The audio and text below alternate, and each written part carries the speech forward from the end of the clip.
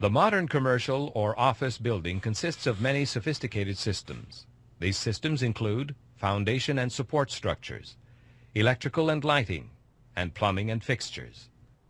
Another major part of any building that is often taken for granted by its inhabitants is the HVAC system. HVAC stands for heating, ventilation, and air conditioning. In this unit, we will identify the purpose and goals of the HVAC system, describe basic HVAC parts, and describe how these parts work together. Air quality is an essential consideration in maintaining the productivity, comfort, and health of the occupants and should not be trivialized.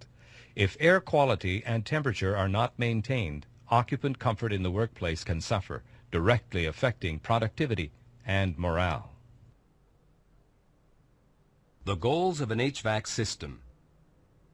When examining the design of an HVAC system, we must remember the various roles that the HVAC system plays. We all know that when we're cold, we turn the thermostat up for more heat, and when we're hot, we turn the thermostat down. So the HVAC system keeps us comfortable by adjusting the room's temperature. But equally important, the HVAC system must keep occupants comfortable by supplying fresh air to a room. If we introduce a significant proportion of fresh exterior air and alleviate carbon dioxide buildup, occupants experience better health and performance gains. Studies have shown a direct link between CO2 levels and short-term sick leave in office workforces.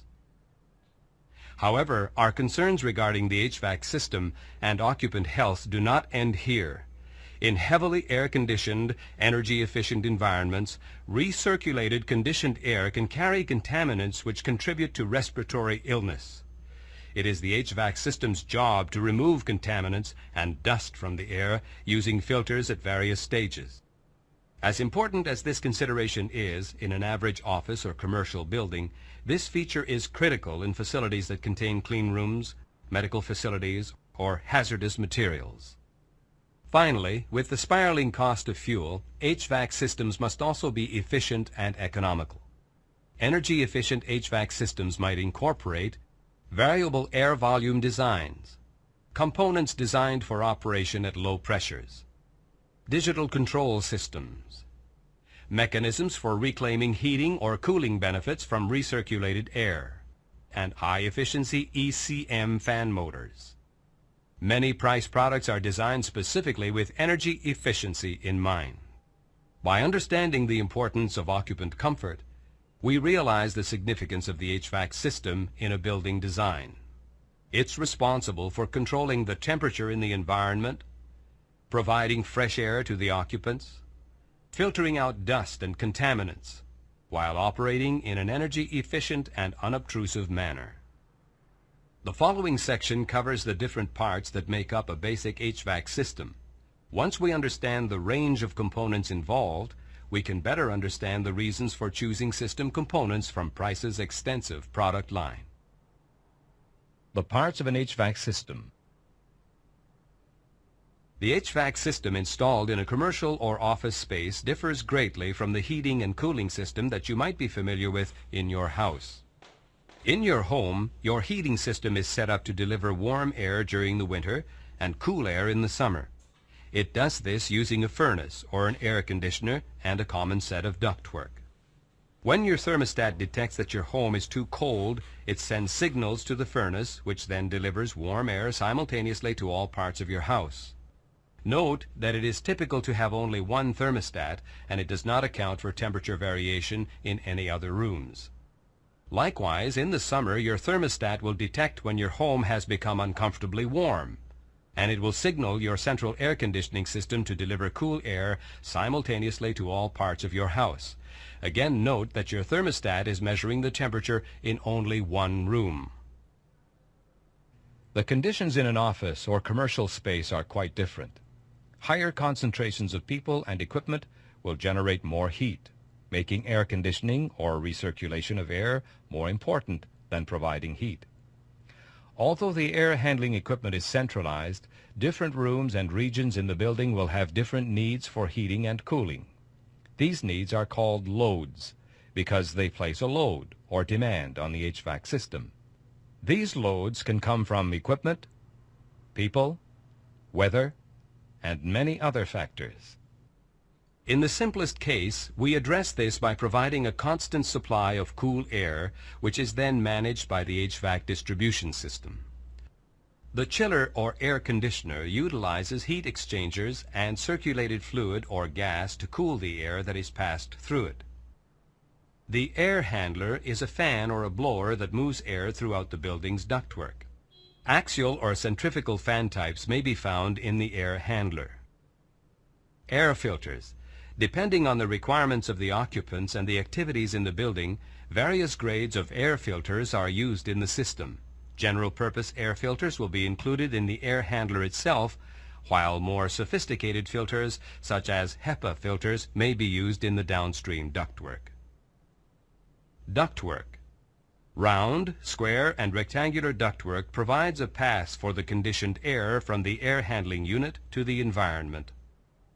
A damper consists of one or more blades which can be used to control the amount of airflow through a duct. Manual dampers are used to ensure that different parts of the building receive proportional ventilation based on area and demand. Automated dampers may be installed at firewalls which close in the case of a fire. A terminal unit is a device that uses an automated damper to control the amount of air which is delivered to a room or region. The damper is typically controlled by an electric, pneumatic, or digital actuator, which in turn is regulated by a thermostat. A set of adjacent rooms or regions in a building which have identical heating and air conditioning needs are called a zone. It is typical to assign at least one terminal unit and corresponding thermostat to each zone. Price manufactures many different varieties of terminal units to suit all types of building needs. We discuss terminal units in greater detail in the forthcoming terminal units section. Heating coils may be installed after a terminal unit to provide heat on a zone-by-zone basis. As mentioned previously, buildings with a high number of occupants may not require extensive heating even during the coldest months of the year. Heating coils offer an efficient way of providing heat for those few areas that require it and are controlled by the same thermostat system as the terminal unit. Various types of linings are available to dampen noise within a duct.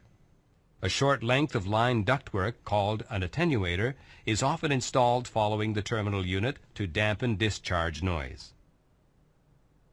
Ultimately, the test of an HVAC system lies in its ability to deliver conditioned air to the occupant. Air from the ductwork enters the occupied space through grills, registers, or diffusers, often called GRDs.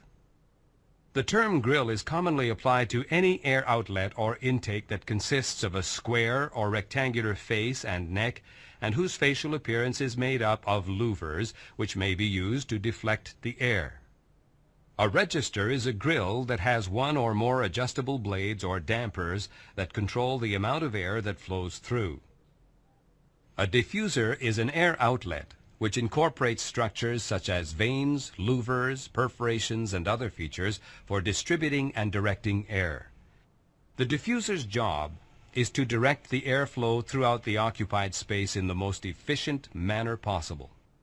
More information on desirable air patterns is provided in the space air diffusion section. We will discuss diffusers in more detail in air outlet selection. Once air enters a space, where does it go? Air circulates through the return inlets and returns to the air handling unit. Unlike an air outlet, a return requires no sophisticated vanes. However, the relative location of the air inlets and outlets can be critical to the efficiency of the system. Upon returning to the air handler, a certain portion of the return air is exhausted and replaced with fresh exterior air. In an average office building or commercial space, approximately 10 to 20%. For an interactive look at an HVAC system in action, experiment with the activity provided here. Use the thermostat shown to raise or lower the temperature in the room.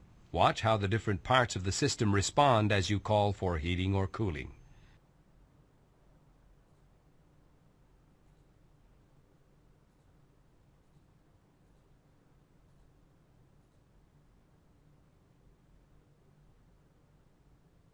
It's hot enough to cook an egg on my desktop.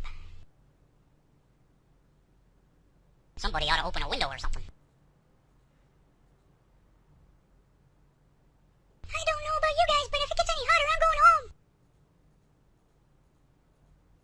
us a break. We're roasting in here. Is it just me, or is it hot in here?